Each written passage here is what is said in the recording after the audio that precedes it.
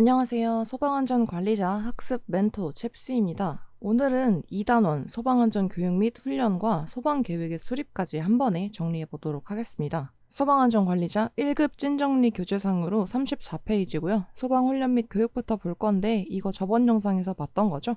소방훈련 및 교육은 상시 근무 인원 또는 상주 인원이 몇 명인 곳부터 진행한다고 했죠?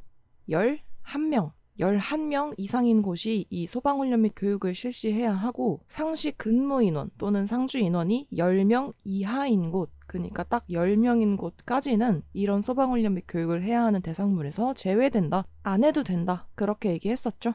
그래서 그 건물에 살고 있는 거주하고 있는 사람이나 또는 상시 근무하고 있는 사람, 그러니까 그 건물에 거의 살다시피 하는 사람들을 대상으로 소화기구 써서 소화하는 방법이나 불 났다고 여기저기 알리고 연락하는 통보, 그리고 어디로 어떻게 도망가면 될지 피난 등의 훈련을 실시해야 하겠죠. 그리고 피난 훈련에는 그 건물에 출입하는 사람들을 데리고 같이 안전한 장소로 대피시키고 피난 유도하는 일련의 훈련들을 진행한다는 것이 소방교육 및 훈련의 내용입니다.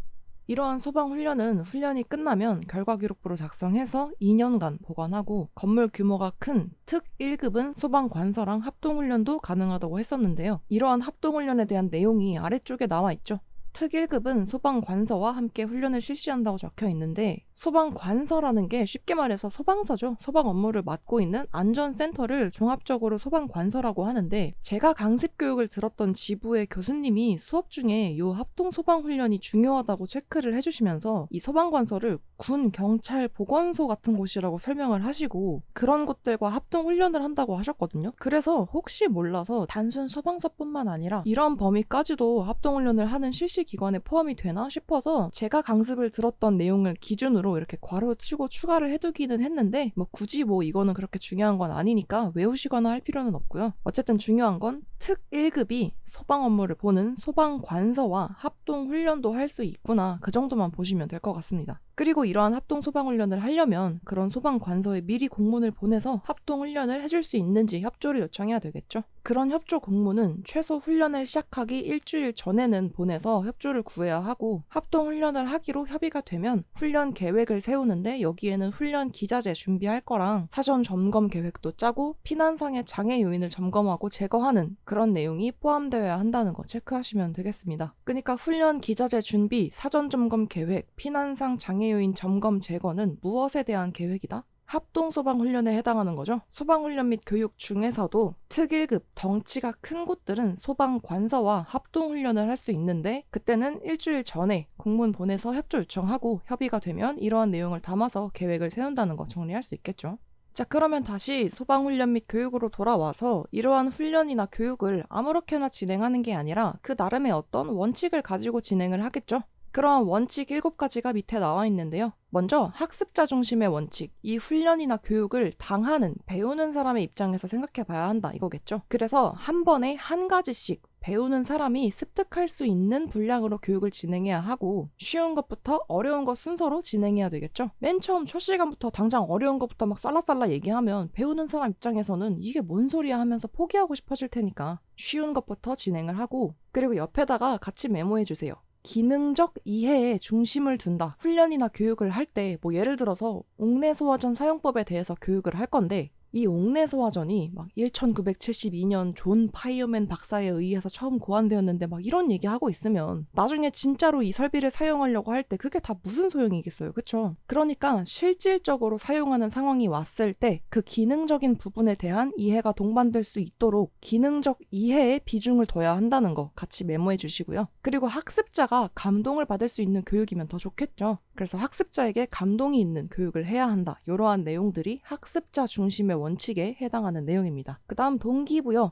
이 교육이 왜 중요하느냐? 우리 가족을 지키고 내 재산을 지키기 위해서 지금 열심히 들어두면 언젠가는 반드시 써먹는다. 이런 중요성도 전달하고 자, 한번 나와서 해보세요. 이렇게 했을 때 잘 따라온다. 그러면 잘하셨어요. 이렇게 초기 성공에 대한 격려도 하고 보상도 제공하고 재미도 부여해야 되겠죠. 그리고 뭐 여기에 적지는 않았지만 다양성을 활용해서 뭐 여러 가지 다양한 자료들을 보여주고 나 혼자 떠드는 게 아니라 호응을 이끌어내면서 상호작용도 하고 시기적절하게 스케줄을 잘 짜서 핵심 사항에 포커스를 두고 교육을 진행해서 이 듣는 사람들이 재미도 붙고 참여도 하고 그래야 동기부여를 계속 이끌어낼 수 있겠죠. 그러면서 내가 가지고 있는 전문성도 두루두루 공유를 해야 한다. 이러한 내용들이 동기부여의 원칙에 해당합니다. 다음 목적의 원칙에서 키포인트는 기술입니다. 이 기술을 어느 정도 수준까지 익혀야 하는지, 그리고 지금 이렇게 습득하려는 기술이 전체적인 활동 중에서 어느 위치에 있는지를 제시하고 알 수 있게 해야 된다는 게 이 목적의 원칙에 해당하는데요. 그러니까 뭐 예를 들어서 우리가 총 3일 동안 교육이랑 훈련을 할 건데 최종적으로는 여기서 배우는 이 사람들이 3일차가 되면 우리 건물에 있는 옥내소화전을 쫙 싸가지고 뒷정리까지 할 수 있고 무슨 일이 나면 3분 내에는 전원이 다 대피할 수 있도록 해야지 하는 이런 어떤 목적이 있다면 오늘 1일차에서 배운 기술, 옥내소화전 일단 호스 풀어서 가져가는 것까지는 오늘 할 거고 내일은 직접 쏘는 것까지 해볼 거예요. 이런 식으로 이 기술이 어느 정도까지 익혀야 되는지 명확히 제시를 해주고 불이 났을 때 해야 하는 요령들 중에서 뭐 대피도 하고 불도 끄고 신고도 하고 여러 가지 일들을 일사불란하게 진행해야 하는데 지금 배우는 이 기술이 그 중에서도 어느 정도 위치에 있는지, 어느 위치에 있는지를 알아야 이 다음에는 그러면 신고도 하고 뭐 그 다음에는 대피도 하고 이런 식으로 어떤 걸 해야 되겠구나 이렇게 목적이 딱 세워지겠죠. 그래서 기술과 어느 정도, 어느 위치라는 키워드가 나오면 목적의 원칙에 해당한다는 거 알 수 있겠고요. 그 다음 현실성의 원칙은 뭐 설명할 필요도 없죠. 학습자의 능력을 고려하지 않은 비현실적인 훈련은 불완전하기 때문에 현실적으로 할 수 있는 현실성 있는 훈련과 교육을 해야 한다는 게 현실성의 원칙에 해당하겠죠. 자, 뭐 여러분들 탈출이 만약에 어려울 것 같으면 우산을 딱 펼쳐서 낙하산처럼 뛰어내리세요. 이런 말도 안 되는 비현실적인 훈련을 하면 안 된다. 현실성의 원칙이었고요. 그 다음 실습의 원칙.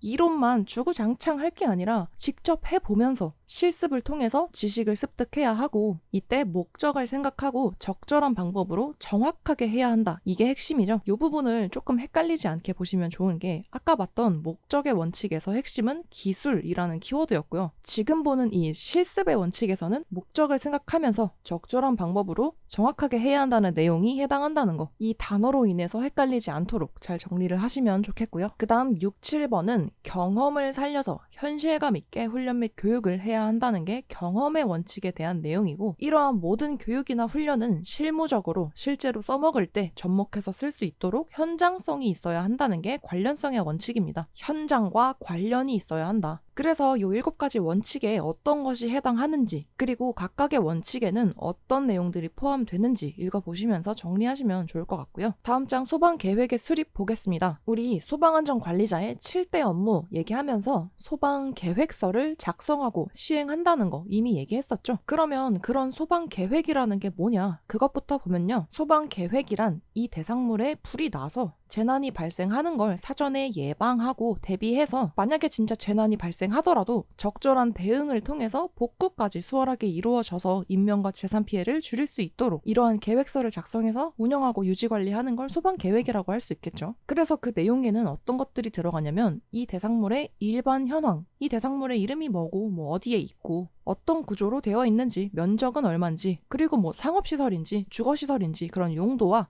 이 건물에서 수용할 수 있는 인원은 어느 정도 되는지 이러한 전반적인 일반 현황이 주요 내용에 포함되고요. 이 대상물에 설치한 소방시설 그리고 방화시설, 방화는 불을 막고 가둬둘 수 있는 그런 능력이라고 했죠. 그러한 시설은 어떤 것들이 있는지 그리고 전기나 가스, 위험물 시설은 또 어떤 것들이 있는지도 명시를 하는데 여기서 수도시설은 포함되지 않는다는 거 체크해주세요. 소방계획에 들어가는 주요 내용은 이 건물에 또는 이 대상물에 불을 끄거나 불이 났다고 감지를 하거나 또는 불이 나면 탈출할 수 있게 만들어 놨거나 그 외에도 나중에 설비에서 보겠지만 이 불을 끄는 소화 시설들을 보조해 줄 수 있도록 뭐 소방차가 와서 어디다 꽂아서 물을 보충해 주거나 또는 어디서 물을 끌어와서 쓸 수 있게 하는 그런 전반적인 소방 시설들은 뭐가 있는지 그런 것들을 이 소방 계획서에 명시해서 그러한 우리 건물의 시설들의 설치 여부에 따라 소방 계획을 잡지만 이 건물에 흐르고 있는 물이 뭐 상수도인지 지하 안반수인지 뭐 하수도 폐수인지 그런 수도 시설은 명시하지 않습니다. 그래서 만약에 문제로 소방 계획서를 작성할 때 소방시설, 방화시설, 전기 가스시설 현황 그리고 수도시설을 포함한다 이렇게 나오면 틀린 답이 되겠죠. 수도시설은 소방계획서에 포함되지 않습니다. 같이 잘 읽어주시고요. 나머지 밑에 있는 내용들은 뭐 읽어봐서 어려운 건 없으니까 쭉 같이 읽어봐 주시면 되겠습니다. 자, 그 밑에 소방계획서에 예시를 간략하게 넣어놨는데 이거는 정말 간략하게 좀 더 보기 쉽게 만들어 놓은 거고 나중에 실습편으로 소방계획서 작성과 작동기능 점검표 보는 방법에 대해서도 배울 건데 그때는 찐정리 교재 182페이지에 있는 것처럼 아주 제대로 된 양식으로 다뤄볼 거니까 일단은 좀 더 쉬운 버전으로 먼저 같이 보도록 하겠습니다. 자, 보시면 작동상사 서울 노원구에 위치하고 있고요. 밑에 규모 보시면 면적으로 봐도 15,000은 안 되고 사무실인 거 보니까 아파트는 아닌 것 같은데 층수가 5층밖에 안 되니까 얘는 딱 봐도 1급에는 못 미치죠. 그러면 2급 아니면 3급이겠네요. 그래서 다음 페이지 이 작동상사에 설치한 소방시설은 뭐뭐가 있는지 보니까 아하, 옥내 소화전도 있고 스프링클러도 있네요. 그러면 얘는 2급이겠구나 알 수 있겠죠. 그러면 2급 소방안전관리자 선임할 수 있는 자격 요건 끌고 와서 어떤 것들이 있었는지도 같이 생각해 볼 수 있겠고 지금은 소화시설만 나와 있지만 만약에 욕한 밑으로 경보설비 중에서 뭐뭐가 설치되어 있는지까지 나타내서 자동화재 탐지 설비에 체크되어 있고 방금 봤던 옥내 소화전이나 스프링클러 설비나 이런 게 없으면 자탐 설비까지만 설치된 건물이었다면 얘는 3급이 됐겠죠. 그런 식으로 구분해 볼 수 있겠고 하나만 더 볼까요? 다시 이전 페이지의 일반 현황표에서 인원 현황을 보니까 한 명이 살고 있고 상시 근무하는 인원도 12명이네요. 그러면 도합 13명이에요. 그러면 여기는 소방훈련 및 교육을 실시해야 하는 대상물이 되겠죠. 그런데 2급이니까 소방기관이랑 합동훈련을 할 수 있는 특 1급에는 해당하지 않아서 합동소방훈련은 해당 사항이 없겠다. 이런 식으로 이 표를 통해서 분석해 볼 수 있겠죠. 그래서 지금은 소방계획서가 이런 식이구나. 그래서 문제로 나오면 지금까지 배운 내용들을 종합해서 이런 식으로 분석해 볼 수 있겠구나. 이렇게 같이 생각해 보시면 도움이 될 것 같아요. 자, 그럼 이러한 소방 계획은 어떤 원리로 구성되는 건고 하니 종합적 안전관리, 통합적 안전관리, 지속적 발전 모델이라고 하는 세 가지 주요 원리를 통해 소방계획이 구성된다고 하죠. 먼저 종합적 안전관리라는 건 여기서 일어날 수 있는 모든 형태의 위험을 포괄해서 예방하고 대비해서 그에 맞게 대응하고 복구하기까지 전 주기적 단계로 위험성을 평가해서 계획을 세워야 한다는 게 종합적 안전관리에 해당하는데요. 그러니까 종합이라는 말처럼 전 주기적으로 모든 위험을 포괄해서 예방 대비부터 대응, 복구까지 모든 단계를 통해야 한다는 게 핵심이고요. 그 다음 통합적 안전관리는 외부적으로는 거버넌스, 그러니까 공동의 목표를 가지고 뭉쳐서 운영하는 방식으로 정부와 대상처, 전문 기관끼리 뭉쳐서 안전관리 네트워크를 만들도록 하고 내부적으로는 협력할 수 있는 파트너십을 만들고 이 대상물에 관계된 전원이 참여할 수 있도록 해야 한다는 게 통합적 안전관리에 해당합니다. 한마디로 여러 사람이나 여러 기관이 공동의 네트워크나 파트너십을 구축한다는 게 통합적 안전관리에 해당한다는 거죠. 그리고 지속적 발전 모델은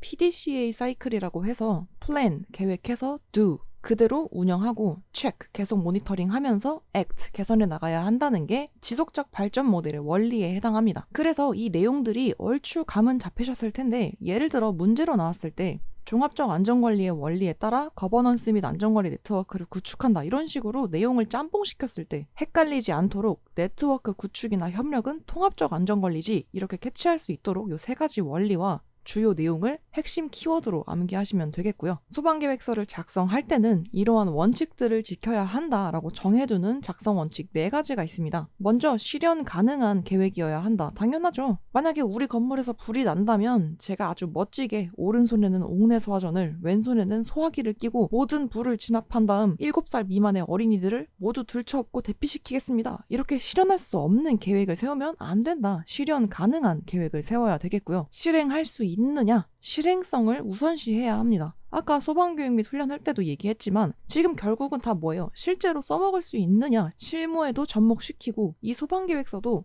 이 사람들이 다 실제로 행동하고 써먹을 수 있는 계획이냐, 이게 가장 중점이 되는 상황이죠. 만약에 이 실행 우선이 아니라 뭐 계획 우선이라던가 서류화를 우선시한다던가 이런 식으로 이 양식을 뭐 예쁘게 만들려고 집중하는 거, 또는 뭐 이거 누가 일일이 확인하지도 않을 건데 대충 뭐 누구한테 이런 거 시킬 거다, 피난 보조는 누가 할 거다, 이런 식으로 나만 아는 걸 대충 적어서 계획서를 쓰는 것에만 집중을 하면 실질적으로 비상 상황이 생겼을 때 제대로 된 게 아무것도 없으니까 그대로 실행이 안 되겠죠. 그래서 계획을 우선시할 게 아니라 실제 상황에서도 모두가 실행할 수 있는 실행력을 우선시해서 작성해야 하겠고요. 그 다음에는 관계인이 모두 참여해서 작성과 검토, 승인이 이루어지는 구조화 단계를 통해 작성해야 한다는 게 소방계획서의 4가지 원칙이 되겠습니다. 그래서 구조화 단계에서는 작성, 검토, 승인이라는 과정이 포함된다는 것과 나머지 내용들도 꼭 같이 알아두시면 되겠습니다. 그래서 이러한 소방계획서를 작성할 때 그 계획이 세워지는 수립 절차 4단계가 있습니다. 이거 별표해주세요. 이 부분이 요즘 문제로 좀 잘 나오고 있더라고요. 자, 1단계는 너무나 당연하게도 사전 기획 단계입니다. 이 소방계획서를 보통 언제 짜냐면요, 한 해를 3개월씩 4등분 했을 때 마지막 분기 4분기에 내년에는 어떻게 할 건지 그렇게 소방계획을 짜거든요. 그러니까 한번 써놓고 올해도 내년도 내후년도 안 고치고 쭉 계속 쓰는 게 아니라 매년 갱신을 하는 거죠. 그래서 관계자들이 모여서 머리를 맞대고 같이 짜는 거예요. 그래서 소방안전관리자가 이 관계자들이 말하는 뭐 어떤 피난 루트가 더 효율적일 것 같다거나 아니면 어디가 좀 취약할 것 같다거나 이런 의견이나 요구사항을 수렴하고 검토하면서 준비하고 세부적인 작성 계획을 수립하는 단계가 1단계 사전기획 단계에 해당하고요. 의견을 수렴하고 검토해서 어떻게 쓸 건지 작성에 대한 준비를 하는 게 이 1단계에서 하는 거죠. 그 다음에 뭘 하냐면요, 위험 환경을 분석하는 게 2단계에 해당합니다. 이 대상물 안에는 어떤 위험 요인들이 있는지 식별한다, 뭐가 있는지 알아본다. 그러고 나면 이게 얼마나 어떻게 위험한지 분석하고 평가를 하고서 그렇게 분석한 위험성을 낮출 수 있도록 위험 경감 대책까지 세우는 것이 2단계 위험 환경 분석 단계에 해당합니다. 그러고 나서 3단계로 넘어가면 이제 어떻게 쓸 건지도 얼추 짰고 뭐 위험한 거 뭐 있는지도 환경 분석하고 대책까지 세웠으니까 그걸 토대로 그럼 우리 대상물에서는 어떤 식으로 전략을 세우는 게 가장 좋을지 그 목표치를 설정해야 되겠죠. 그래서 3단계 설계 및 개발 단계에서는 목표와 전략을 짜서 세부적인 실행 계획을 세우고 다듬습니다. 3단계는 이제 실행을 어떻게 할지 설계하고 개발하는 단계이고, 마지막 4단계는 이제 진짜 그 계획대로 시행을 해야 되겠죠. 구체적인 소방 계획을 세워서 관계자분들한테 짠 하고 보여주고 검토를 거쳐서 최종 승인이 되면 그 계획대로 시행하고 지속적으로 개선하고 운영하면서 유지관리를 하는 거, 이러한 시행 및 유지관리 단계가 4단계에 해당하겠습니다. 그래서 이 소방계획 수립 절차 부분에서는 1부터 4단계까지의 각각 어떤 과정이 들어가는지 그 타이틀을 아시는 것도 중요하겠고요. 그리고 그 각 단계의 내용이 뭔지도 아시는 게 중요한데요. 예를 들어서 2단계 위험환경 분석에 들어갈 말을 고르라고 하면서 위험환경, 식별, 분석평가, 경감대책 수립, 이 키워드를 순서대로 집어넣게 고르는 문제가 나오기도 하거든요. 그래서 이 내용들을 좀 디테일하게 아시는 것도 중요하기 때문에 찐정리 뒤편에 있는 요약집 234페이지에 있는 표를 꼼꼼하게 같이 봐주시는 것도 좋을 것 같습니다. 자, 그 다음에는 자위소방대와 자위소방 활동에 대해서 볼 건데, 자위소방대라는 건 이 대상물에서 어떤 일이 발생했을 때 인명과 재산 피해를 줄이기 위해서, 최소화하기 위해서 자율적으로 안전관리를 할 수 있는 조직을 편성하는 것이 자위소방대라고 보시면 되는데요. 우리 소방안전관리자의 7대 업무 얘기할 때도 이런 자위소방대를 구성하고 운영하는 것도 포함이 되어 있었죠. 그래서 이러한 자위소방대는 만약에 이 건물에 화재가 발생했다면 5분 안에 뭐 초기 소화도 하고 피난 유도도 하고 이런 식으로 대처를 할 수 있어야 되겠고, 또는 나중에 응급처치에서 얘기하겠지만 심폐소생술 같은 경우에는 4분에서 6분 사이에 응급처치를 하면서 이 환자의 생명을 유지시켜야 되겠죠. 그래서 화재의 경우에는 5분, 뭐 심폐소생술 같은 경우에는 4분에서 6분의 이런 골든타임을 확보하기 위해서 이렇게 자율적인 안전관리 조직인 자위소방대를 운영한다, 그렇게 봐주시면 될 것 같고요. 이러한 자위소방 활동에는 어떤 것들이 들어가는지 보면 총 5가지로 크게 나눌 수 있죠. 비상연락, 초기소화, 응급구조, 방호안전, 피난유도, 이렇게 5가지가 있는데, 뭐 가장 간단한 거 일단 초기소화 보시면 지금까지 여러 번 말했지만 뭐 소화기나 옥내소화전 이런 거 사용해가지고 불길이 아직 그렇게 크지 않다면 먼저 가서 그거를 화재를 진압할 수 있어야 되겠죠. 그래서 소화 설비를 이용해서 초기에 화재를 진압하는 거, 이거를 초기 소화라고 하고요. 그다음 아래쪽에 응급조치가 가능하면 응급조치를 하고, 또는 그러한 구조가 이루어지는 상황에서 지원을 하는 거, 이런 것들이 응급구조에 해당하겠죠. 그 다음 맨 아래쪽에 보시면 뭐 어린이라던가 뭐 노인이라던가 이런 재약자에 대한 피난을 보조하는 거, 이게 피난 유도가 되겠죠. 그래서 방금 말한 뭐 초기 소아나 응급구조, 피난 유도 같은 경우에는 그 안에 뭐가 들어가는지 각각의 활동을 구분하는 게 그렇게 어렵지는 않죠. 근데 첫 번째 비상연락 보시면 119에 신고를 하는 것뿐만 아니라 화재 상황을 전파하는 것도 비상연락에 해당하고요. 네 번째 방호안전이라는 건 화재가 확산되는 걸 방지하기 위해서 뭐 빠져나갈 때 방화문 잘 닫아놓고 꼭 가지고 나가야 하는 중요한 문서 같은 것들은 반출하는 것들이 방호 안전에 해당한다는 걸 잘 외워주시는 게 좋습니다. 문제로 나올 때는 화재 상황을 전파하는 것은 피난 유도에 해당한다, 이런 식으로 다른 활동인 것처럼 바꿔치기 해서 낼 수도 있는데, 화재 상황 전파는 비상 연락이라는 거 헷갈리지 않도록 잘 골라내셔야 되겠고, 또는 자위소방 활동에 해당하는 이 5가지 말고 뭐 다른 걸 섞어서 자위소방 활동이 아닌 것은 뭔지도 물어볼 수 있기 때문에 이 활동들과 각 활동에 들어가는 내용들을 같이 알아두시면 되겠고요. 그 다음에 나와 있는 자위소방대의 구성은 그 대상물의 규모나 또는 소방시설은 어떤 것들이 갖춰져 있는지, 편성 대원은 몇 명으로 구성할 수 있는지, 이런 기준들을 고려해서 크게 3가지 타입으로 구성할 수 있는데요. 이게 제가 원고를 넘긴 거랑 다르게 편집을 잘못해 놓으셔가지고 그림을 조금 수정하면서 같이 봐주시길 부탁드릴게요. 제가 대신해서 죄송하다는 말씀 드리고 개정판에서는 수정할 수 있도록 전달하겠습니다. 그리고 이 원래 들어가야 하는 그림은 제가 네이버 카페 정어표를 통해서 다시 첨부해 드리도록 하겠습니다. 자, 먼저 이렇게 조직이 가장 간소화된 유형이 타입 1이죠. 그래서 자탐 설비, 자동으로 화재 감지해서 경보를 때려주는 자탐 설비랑 수동식 소화 설비, 사람이 수동으로 가져가서 불 꺼야 되는 소화기나 옥내 소화전 같은 게 설치된 편성대원이 10명 미만인 2, 3급은 이렇게 타입 1으로 자위소방대를 구성할 수 있는데요. 아래 그림에서 자위소방대라고 되어 있는 이 동그라미 부분을 지휘통제팀으로 바꿔주시고요. 옆에 있는 동그라미를 현장대응팀으로 바꿔주세요.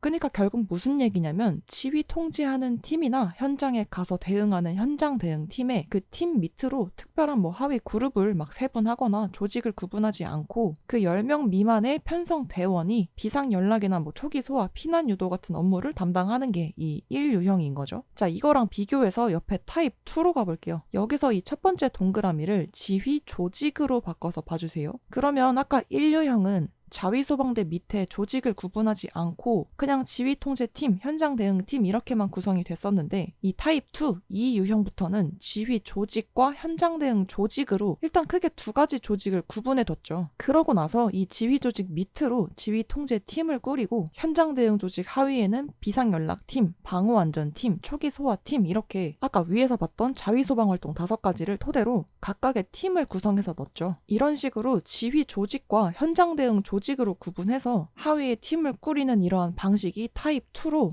스프링클러 설비나 물 분무 등 소화 설비, 얘네들 이전에 종합정밀점검 설명할 때 자동식 소화 설비라고 얘기했었죠. 알아서 작동해주는 그런 애들, 요 정도 되는 설비를 설치하는 편성대원이 10명 이상인 2급은 이러한 타입 2를 적용해서 자위소방대를 구성하고요. 이때 현장 대응 조직은 편성대원의 여건에 따라서 가감해서 운영할 수 있다. 그래서 이렇게 1유형과 2유형의 그림을 비교하면서 봐주시면 좀 더 규모가 커졌을 때 이렇게 조직을 세분화하는구나, 이 부분을 체크해 보실 수 있고요. 그 다음 제일 큰 규모에 적용하는 3유형 타입 3를 보시면 여기도 자위소방대라고 되어 있는 이 부분이 지휘 조직이 되도록 수정해 주시고요. 이 구성도가 뭐가 더 커졌죠. 특급이나 1급 같이 큰 건물은 이 유형처럼 지휘 조직과 현장 대응 조직으로 구분해서 그 밑으로 하위 팀들을 두는 건 동일한데, 거기서도 만약에 사람이 많이 드나드는 형태의 건물이거나 뭐 또는 위험성이 클 것 같거나 그런 대상물이라면 이 현장 대응 조직을 본부대와 지구대로 또 찢는 거예요. 그래서 각 구역을 담당하는 전담 지구대마다 비상연락, 초기소와 피난유도팀이 각각 있고, 이게 그 구역별 지구팀이 되는 거죠. 그리고 그 현장 대응 조직 중에서도 본부가 되는 본부대에서 비상연락, 초기소와 피난유도에 방호안전과 응급구조까지 하위 그룹으로 들어가 있는 이러한 거대한 규모의 구성 방식이 특 1급에 해당하는 타입 3가 되겠습니다. 그래서 방금 타입 3에서 본 것처럼 각 구역을 담당하는 지구대를 나눌 수 있다고 했잖아요. 그 지구대가 맡아서 전담 마크하는 그 구역, 존을 설정하는 기준이 아래쪽에 나와 있는데, 임차 구역에 따라 또는 층에 따라, 면적에 따라, 용도에 따라 나눌 수가 있습니다. 먼저 임차 구역은 말 그대로 그 대상 구역의 관리 권한별, 임차한 그 임차 권역별로 나누거나 또는 다수의 권한을 통합해서 설정할 수 있는데요. 옆에 그림으로 보면 7층을 A라는 회사랑 B사가 따로 임차를 하고 있으니까 얘네를 각각 하나의 존으로 구분할 수 있다. 이게 임차 구역에 따른 지구대 구역 설정이고요. 두 번째로 층에 따른 구역 설정. 그러면 이거는 이 위아래로 층으로 구역을 나누는 거니까 수직 구역 설정이라고도 할 수 있겠죠. 이 방식은 하나의 단일층을 한 개의 존으로 설정하거나 아니면 5개 층 이내로 일부의 몇 개 층을 묶어서 한 개의 존으로 구분할 수 있습니다. 그래서 그림으로 보면 1층을 한 개의 존, 2층을 또 한 개의 존 이렇게 구분할 수도 있고 아니면 2층부터 5층까지가 5개 층 이내니까 이렇게 하나로 묶어서 한 개의 존으로 설정할 수도 있겠다. 이렇게 보시면 되겠고요. 다음에 면적에 따른 구역 설정은 가로로 넓게 그 면적에 따라 나누는 거니까 수평구역 설정이라고도 하는데요. 한 개 층의 면적이 1000제곱미터를 초과하면 그때 추가로 구역을 설정해야 한대요. 그러니까 이 그림에서 지하 1층도 어떤 거주 목적으로 사용하고 있는 곳인데 여기가 면적이 1000제곱이 넘죠. 그러면 두 개의 존으로 나누거나 또는 나중에 건축해서 볼 건데 방화 구획에 따라서 나눌 수 있는 기준도 있어요. 예를 들어서 몇 층까지는 1000제곱미터마다 나누고 안에 들어있는 설비가 자동식 소화설비면 또 어떻게 나누고 이런 기준들이 있거든요. 그러한 방화 구획을 나눈 것대로 이 지구대 구역을 설정할 수도 있다. 어쨌든 수평, 면적에 따라서 이 지구대 구역을 설정할 수 있는데 이때 면적이 1000제곱을 초과하면 추가로 구역을 설정해야 한다는 거. 그 다음 용도에 따른 구역 설정인데요. 이거는 그 대상 구역의 용도에 따라서 지구대 구역을 설정한다는 거겠죠. 근데 이때 중요한 건 만약에 주차장이나 강당, 공장 같이 비거주 용도, 거주하는 용도가 아닌 비거주 용도의 공간이면 이러한 지구대 구역 설정에서 제외를 합니다. 그래서 그림에서 보시면 지하 2층은 주차장이죠. 주차장, 강당, 공장은 지구대 구역 설정에서 제외한다고 했으니까 이 지하 2층은 제로존이 되겠다. 0존이죠.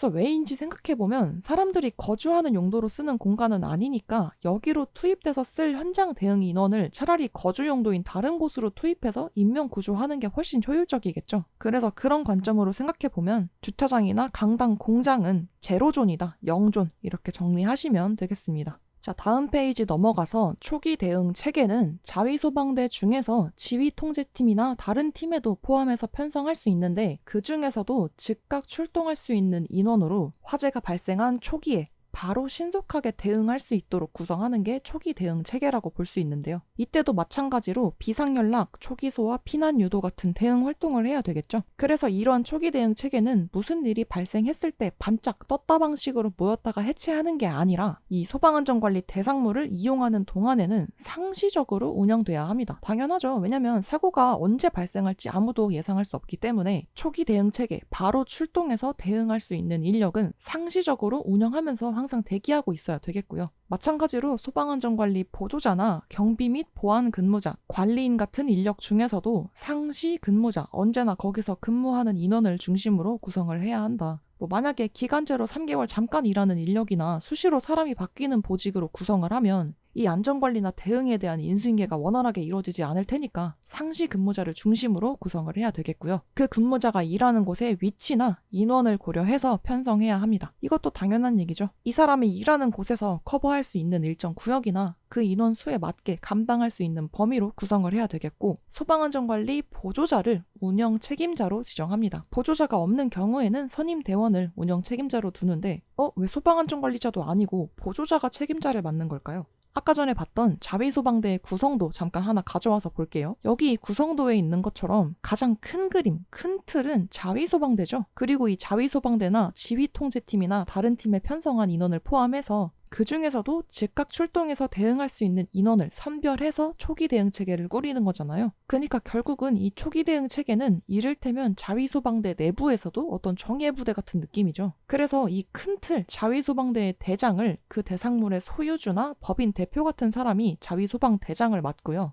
소방안전관리자는 이 자위소방대의 부대장을 맡게 됩니다. 그래서 그 자위소방대 안에서 정예부대 같은 초기 대응 체계의 운영 책임은 소방안전관리 보조자가 맡게 된다는 거죠. 그리고 이런 초기 대응 체계는 한 명 이상이 반드시 수신반이나 종합방제실 같은 그러니까 모든 상황을 감시하면서 모니터링을 계속하거나 지휘 통제를 할 수 있는 곳에서 근무를 해야 한다. 왜냐면 초기 대응 체계는 뭔 일이 나면 바로 달려가서 대응해야 하는 일군이니까 여기서 발생하는 모든 화재 상황 같은 걸 한눈에 보면서 모니터링을 할 수 있어야 되겠죠. 그래서 한 명 이상이 모니터링과 지휘 통제를 할 수 있도록 수신반이나 종합방재실이라고 하는 한마디로 통제하는 센터 같은 그런 곳에서 근무를 해야 되겠고요. 아래쪽에 자위소방대의 인력 편성과 임무 부여도 보시면 마찬가지로 이 대상물 내에서 상시 근무하거나 거주하는 인원 중에서 자위소방 활동을 할 수 있는 사람들로 구성을 해야 하고요. 이 자위소방대에서 조직 밑에 하위 팀들이 있었죠.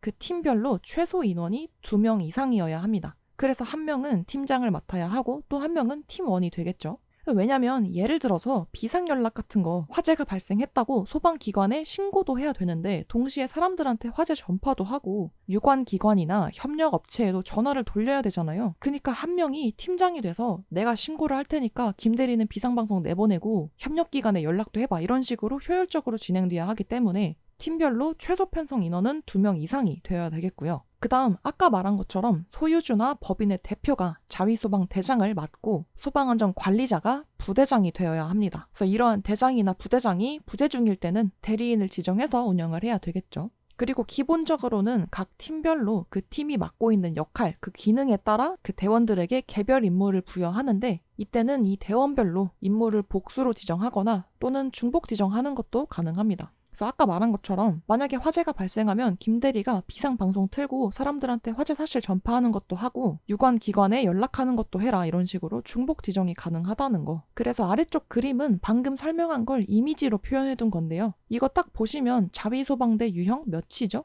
본부대와 지구대가 나뉘어 있으니까 타입 3겠죠? 3유형. 그래서 자위소방대, 이 자리가 자위소방대장 자리죠. 이 대장이 소유주 또는 법인의 대표가 자위소방대장이 되고요. 소방안전관리자가 부대장, 보조자가 부부대장 정도가 되겠죠. 아니면 여기서 초기 대응 체계를 구성한다고 하면 이 소방안전관리 보조자가 초기 대응 체계의 운영 책임자가 되겠고 각 팀별로 인력은 최소 2명 이상씩 편성되어 있다는 거 보시면서 이 자위소방대와 초기 대응 체계도 잘 정리해 두시면 되겠고요.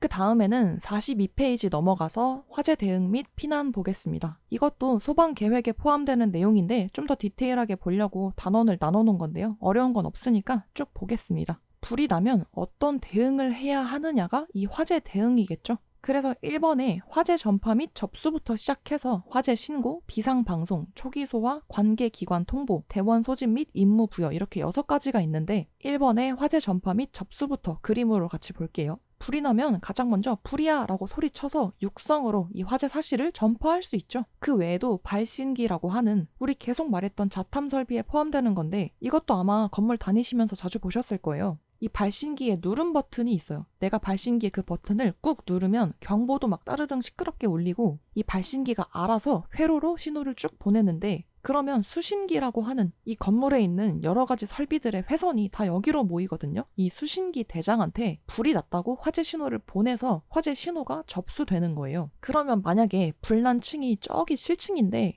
관리자는 1층 통제실에서 업무 보고 있느라 불이 난 줄을 몰랐다고 하더라도 7층에 있는 누군가가 이 발신기를 꾹 누르면 그 발신기가 보낸 신호가 1층에 있는 통제실에 수신기로 들어오겠죠. 그러면 그 수신기에 들어온 화재 신호를 보고 7층에서 불이 났구나 이렇게 바로 알 수가 있는 거죠. 그러면 빠르게 대처할 수 있겠죠. 그래서 화재 전파 및 접수 방법은 첫째, 사람이 소리쳐서 전파시키는 육성 전파 방법이 있었고요. 두 번째로는 화재 경보장치, 발신기를 수동으로 사람이 눌러서 작동시키면 이 장치가 알아서 자동으로 수신반, 수신기로 화재 신호를 쭉 보낸다. 그래서 화재 신호가 접수가 된다. 요 3가지 방식이 이해가 되시죠? 요게 요즘에는 잘 안 나오지만 작년까지는 어떤 식으로도 나왔었냐면 화재 전파 및 접수 방법에 대한 설명으로 옳은 것을 고르시오 해놓고서 연기를 먹으면 뭐 질식할 수도 있으니까 육성으로 전파하면 안 된다. 이런 식으로 써놓는 경우가 있었어요. 이거는 틀린 말이죠. 왜냐면 화재 전파 방식에서 소리쳐서 육성 전파시키는 방법이 포함되니까. 그래서 그 외에도 발신기는 사람이 수동으로 누르고 그러면 이 발신기가 불났나 보다 하고서 수신기로 화재 신호를 알아서 자동으로 보내준다. 이렇게 3가지 알고 계시면 되겠고요. 두 번째 화재 신고는 화재를 인지하거나 접수한 경우에는 119 같은 소방기관에 전화해서 신고를 반드시 해야 되죠.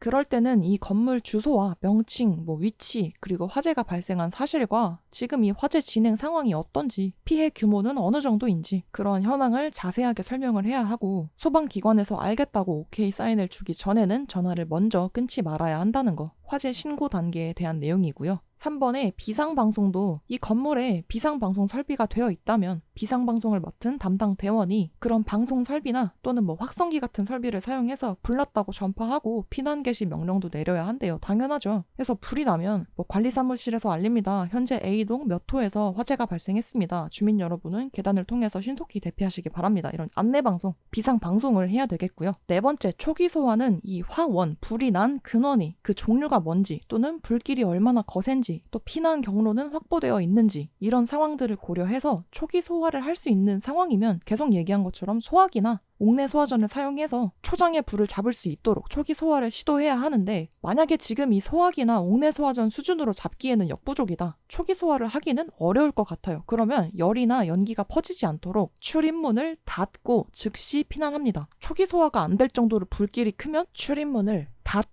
닫고 피난한다는 거. 왜냐면 반드시 방화문이 아니더라도 어쨌든 이 출입문을 활짝 열어두는 것보다는 차라리 얘가 닫혀있는 게 연기나 열이 퍼지는 걸 좀 막아주겠죠. 그래서 지금 우리 선에서 손 쓰기 어렵다. 지금 뭘 할 수 있는 게 없다. 그 정도로 불길이 거세면 일단 즉시 도망을 쳐야 하는데 그때는 출입문을 닫고 피난한다는 거. 초기 소화에 대한 내용 꼭 기억하시고요. 5번 소방안전 관리자 또는 자위소방대 조직했을 때 이러한 연락, 통보 업무를 맡은 대원은 비상연락체계를 통해서 유관기관, 관련된 기관들이나 협력업체 등에 이러한 화재 사실을 전파해서 대응 준비를 지시해야 한다는 게 관계 기관으로의 통보 및 연락에 해당하고요. 마지막으로 화재가 접수되면 초기 대응 체계를 구축해서 신속하게 대응해야 하고 자위소방대장이나 부대장은 비상연락체계를 통해서 대원들을 소집해서 각각의 임무를 부여해야 한다. 이런 6가지 화재 대응 방법이 있다는 거 꼼꼼하게 읽어보시면 되겠고요. 이제 남은 거는 정말 쉬어가는 타임 수준으로 간단한 내용들 보고 마무리하겠습니다. 불이 났을 때 일반적으로 어떻게 피난해야 하는지 행동 요령들을 보겠습니다. 불이 나서 연기가 발생하면 자세를 최대한 낮추고 입과 코를 젖은 수건 같은 걸로 막아서 연기를 먹지 않도록 주의해서 유도등 같은 이런 안내해주는 표식들 있죠. 얘네들은 잘 보이도록 불이 들어와 있거든요. 그래서 얘네를 찾아서 그 방향으로 따라가면 되겠죠. 이때 자세를 왜 낮출까요? 연기는 막 위로 떠오르는 성질이 있거든요. 그래서 자세를 낮추고 입과 코를 젖은 수건으로 막아서 숨을 좀 쉴 수 있게 하면서 탈출을 해야 되겠고 불 났을 때 엘리베이터 쓰면 안 된다고 했었죠. 갑자기 고장나서 멈추거나 추락할 수도 있기 때문에 반드시 계단을 이용해서 건물 밖으로 대피를 해야 되겠고 만약에 출입문을 열기 전에 문 손잡이를 잡았는데 뜨거! 이렇게 뜨거우면 이미 그 문 밖에도 불길이 번져 있을 가능성이 있기 때문에 그 문은 열지 말고 다른 길을 찾아보는 것이 좋고요. 아래층으로 내려가기 힘들다면 차라리 옥상으로 대피를 해야 하겠습니다. 또는 아파트의 경우에 우리 집 이 세대 밖으로 나가기가 어렵다면 우리 집이랑 옆집 사이에 있는 경량 칸막이가 있어요. 보통 베란다 같은 곳에 있거든요. 그래서 거기는 벽을 쳐보면 안에가 비어있는 것처럼 통통 소리가 나요. 그래서 거기가 일부러 이렇게 여유 공간을 만들어놔서 몸통 박치기를 세게 하면 잘 부셔지게 만들어 놓은 공간이 있어요. 그래서 그 경량 칸막이를 통해서 옆 세대로 대피를 해야 한다. 그래서 이 베란다 같은 쪽에 경량 칸막이가 있는 공간에는 옮기기 어려운 무거운 물건을 두지 말라고 하는 게 우리 집에서 불이 났을 때 밖으로 나가기 힘들면 이 경량 칸막이 뚫고 옆집으로 가서 도움을 청해야 하는데 그럼 나도 못 갈 거고 옆집에서도 우리 집으로 피난해 오기가 힘드니까 가급적 그 공간을 좀 비워두도록 하는 거죠. 그리고 그 외에도 만약에 옷에 불이 붙었다면 눈과 입을 가리고 바닥에 뒹굴면서 그 불을 꺼트려야 되고요. 밖으로 탈출하는 데 성공했다면 절대로 불이 난 건물에 다시 들어가지 않아야 하겠습니다. 그리고 만약에 이도저도 못해서 건물 밖으로 못 나갔어요. 피난에 실패했다면 일단 바깥으로 통하는 창문이 있는 방으로 들어가서 이불이나 옷가지 같은 걸로 문틈을 다 막아서 연기가 못 들어오게 한 상태로 창문으로 가서 도와달라고 막 소리치면서 구조를 기다려야 하겠다. 이런 내용들을 읽어보시면 되겠습니다. 자, 마지막으로 재해약자, 장애인이나 노약자처럼 혼자서는 피난이 어려운 재해약자의 피난 계획과 피난 보조의 올바른 예시들이 있는데요. 나머지 사항들은 쭉 읽어보시면 크게 어렵지 않을 거니까 한 번씩 읽어보시고요. 아래쪽 표에서 장애 유형별로 봤을 때 일반적으로 소아, 어린이거나 나보다 몸무게가 많이 가벼운 편이면 업거나 이렇게 공주님 앉기 자세 있죠. 한 손은 다리를 받치고 다른 손은 등을 받쳐서 안아서 이동을 하고요. 만약에 도와주려는 내 몸무게랑 비슷하거나 아니면 나보다 무겁다. 그러면 부축을 하거나 다른 사람과 함께 2명이 붙어서 함께 안아 올려서 이동할 수 있겠습니다. 그리고 휠체어를 이용하는 사람의 피난을 보조할 때는 일반적인 휠체어는 2명이 붙어서 이때도 계단을 통해서 이동하니까 계단 위아래로 한 명씩 붙어서 휠체어를 들고 이동할 수도 있겠고, 또는 전동 휠체어처럼 휠체어 자체가 크고 무거운 경우에는 휠체어의 전원을 끄고 장애인분을 업거나 안아서 이동하는 것이 더 효과적이라고 할 수 있겠습니다. 그 다음 청각 장애인분들 같은 경우에는 소리를 듣는 것이 어렵기 때문에 보여지는 행동으로 상황을 알리는 게 효과적이겠죠. 그래서 표정이나 제스처, 조명이나 메모를 활용하는 것이 효과적이고, 반대로 시각장애인분들은 보여줄 순 없지만 소리를 통해 전달할 수 있죠. 그래서 함께 이동할 때 이쪽이요 저쪽이요 이런 애매한 표현이 아니라 왼쪽 1m 방향이요 이런 식으로 명확한 표현으로 안내하면서 피난을 보조하는 것이 좋겠습니다. 그 다음 지적 장애인의 경우를 잘 기억해 두시면 좋을 텐데, 막 주변이 시끌시끌하고 그러면 공황 상태에 빠질 수 있기 때문에 이때는 차분하고 느린 어조로 친절한 말투를 사용해서 도움을 주러 왔다고 밝히고 안정을 시키는 게 좋다고 합니다. 그래서 문제로 나오면 지적장애인의 피난 보조 시 신속하고 정확하게 상황을 설명해야 한다 이렇게 나오면 보통은 신속 정확하게 상황을 설명하는 거 맞지 이렇게 하면서 잘못된 게 없는데 라고 생각하실 수도 있지만, 지적장애인의 경우에는 신속 정확이 아니라 오히려 차분하고 느리게 친절한 말투로 설명해야 한다는 걸 기억하시는 편이 좋겠습니다.